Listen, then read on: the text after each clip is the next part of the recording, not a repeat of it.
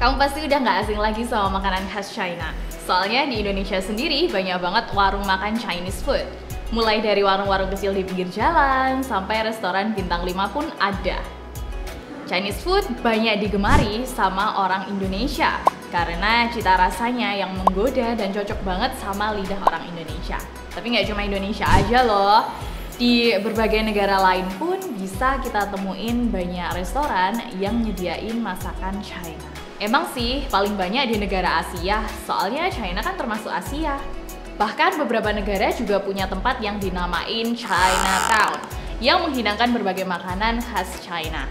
Sehingga penduduk aslinya nggak perlu jauh-jauh ke negeri tirai bambu buat nyobain masakannya. Tapi karena adanya perkembangan zaman dan faktor-faktor sejarah, sekarang banyak juga orang yang membuka usaha restoran China di berbagai benua seperti Amerika Serikat, Eropa, atau Australia.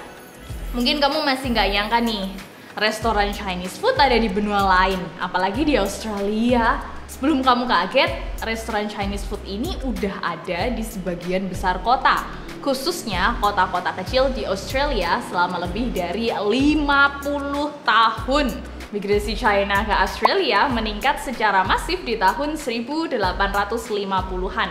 Dan beberapa migran ini punya toko makanan yang nyediain makanan panas buat para pekerja China. Migrasi China ke Australia pada dasarnya berhenti sejak tahun 1901 dengan kebijakan Australia Putih. Tapi para koki diberikan pengecualian. Dan dari tahun 1934, para pedagang China dengan bisnis yang udah mapan bisa membawa pekerja non-kerabat dari China.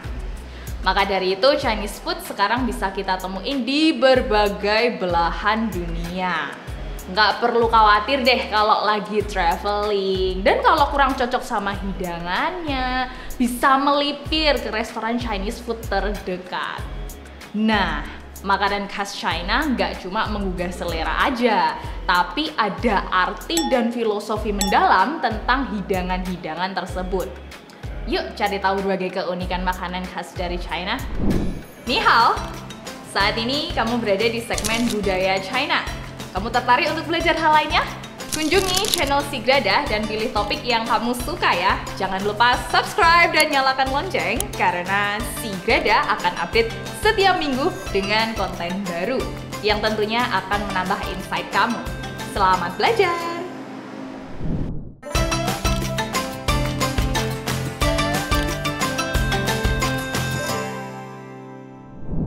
Makanan khas dari China yang pertama adalah mie. Nggak cuma melambangkan simbol panjang umur, mie juga bisa bermakna keberuntungan. Dari bentuk mie yang panjang, menggambarkan waktu dan keinginan seseorang untuk dapat menikmati hidup dalam waktu yang lama. Dan mendambakan hidup yang sejahtera juga ya. Saat perayaan ulang tahun atau tahun baru China, biasanya mie yang dihidangkan lebih spesial, yaitu dengan ukuran yang lebih panjang dan dinamakan imian atau mie panjang umur.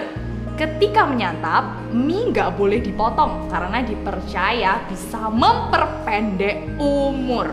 Dan semakin panjang mie, maka semakin lama dan makmur juga hidupnya.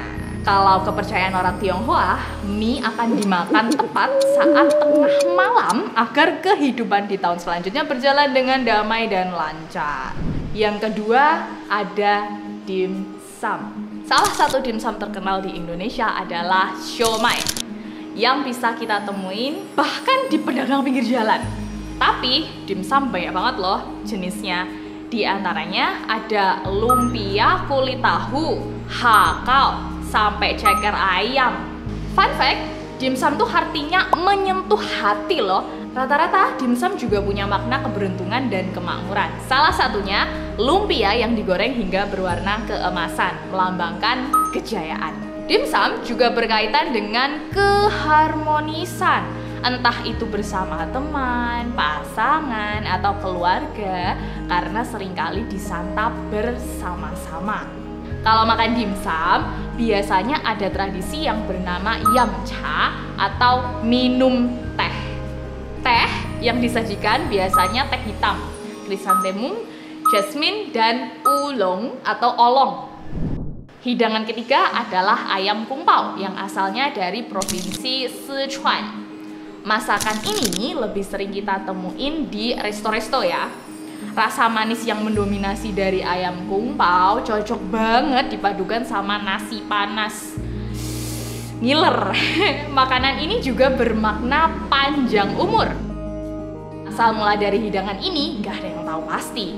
Tapi dari banyaknya cerita yang beredar, kung pao kemungkinan berasal dari Ding Baozhen yang merupakan gubernur di masa dinasti Qing.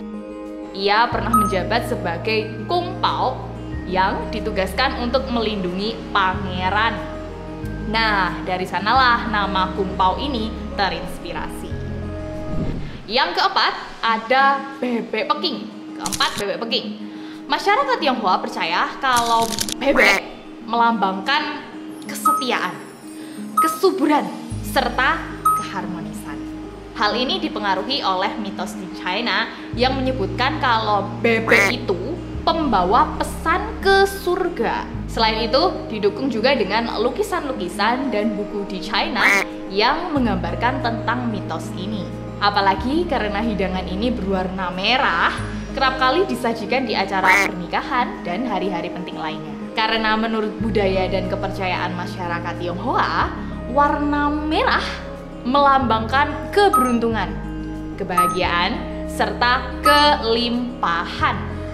Walaupun begitu, biasanya di bulan ke-7, bebek menjadi pantangan. Soalnya bulan tersebut dipercaya sebagai bulan hantu, di mana para arwah itu bebas berkeliaran di bumi. Dan kalau makan bebek saat bulan ke-7, dipercaya bisa membawa kesialan. Hidangan kelima adalah ikan kukus. Saat tahun baru China, mungkin kamu sering mendengar kalimat ucapan-ucapan kayak Gong Xi Fa Cai atau Wan Shi Ru Yi. Tapi ada satu kalimat lagi yang artinya hampir mirip sama hidangan ini, yaitu Nian Nian You Yu. Artinya, semoga kamu mendapat rezeki yang berlimpah. Nah, pelafalan yu dalam kalimat ini terdengar seperti pelafalan ikan. Makanya, waktu perayaan Imlek biasanya banyak hiasan dan ornamen ikan dengan harapan akan mendatangkan rezeki yang berlimpah setiap tahunnya. Kamu mungkin juga sering lihat kolam ikan atau akuarium di rumah orang Tionghoa. Ikan yang dikenal mampu berkembang biak dengan cepat itu dipercaya mampu melipat gandakan kekayaan. Hidangan ini biasanya disajikan dengan ikan nila, patin, atau bisa juga kakap yang disajikan secara utuh. Next, ada bakso kepala singa. Nggak kayak namanya, hidangan ini nggak pakai kepala singa beneran ya. Bakso ini bernama Shi Zi Tou, punya ukuran yang besar dan terlihat seperti kepala singa yang dikelilingi pacoy. Jadi kelihatan kayak rambut singa. Bakso bermakna kebersamaan dengan keluarga, sedangkan kepala singa melambangkan kekuatan. Bakso kepala singa ini dipercaya bisa membawa kedamaian dan menciptakan keharmonisan. Berikutnya ada kue keranjang. Makanan yang pasti ada di setiap Imlek atau Tahun Baru China ini dalam bahasa Mandarin disebut Nian Gao. Saat menyantapnya, tersirat harapan dari segala aspek kehidupan, seperti pendapatan dan jabatan yang lebih tinggi di Tahun Baru. Teksturnya yang lengket dan rasa manis menyatu menjadi satu, menjadikan kue keranjang sering dipilih sebagai hadiah Tahun Baru Imlek. Makanan khas China berikutnya adalah kue bulan, atau dikenal juga dengan nama mooncake atau yue bing. Biasanya kue bulan dibuat untuk menyambut musim gugur. Nama kue bulan berasal dari seorang dewi bernama Chang'e. Kue ini punya makna yang bagus loh. Dengan bentuknya yang bulat seperti bulan purnama dan gambar di atasnya, kue bulan bermakna kebersamaan dan kemakmuran. Kue bulan tradisional umumnya menggunakan simbol atau aksara Tionghoa yang bermakna panjang umur atau harmoni. Namun, karena perkembangan zaman, banyak orang memodifikasi bentuk dan ukiran ini menjadi lebih unik. Kue bulan dibuat dengan pastry yang padat dan diberi isian coklat, kuning telur asin, atau pasta kacang merah. Sekarang, kue ini juga bisa ditemukan dengan bentuk kotak atau motif bunga. Ada kisah unik loh di balik makanan yang satu ini.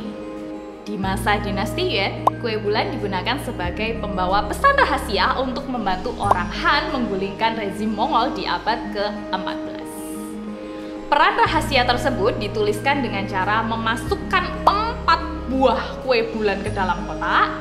Setiap kue bulan dipotong menjadi 4 bagian dan totalnya menghasilkan 16 bagian yang kemudian harus dirangkai untuk bisa membaca pesan. Berikutnya ada pangsit.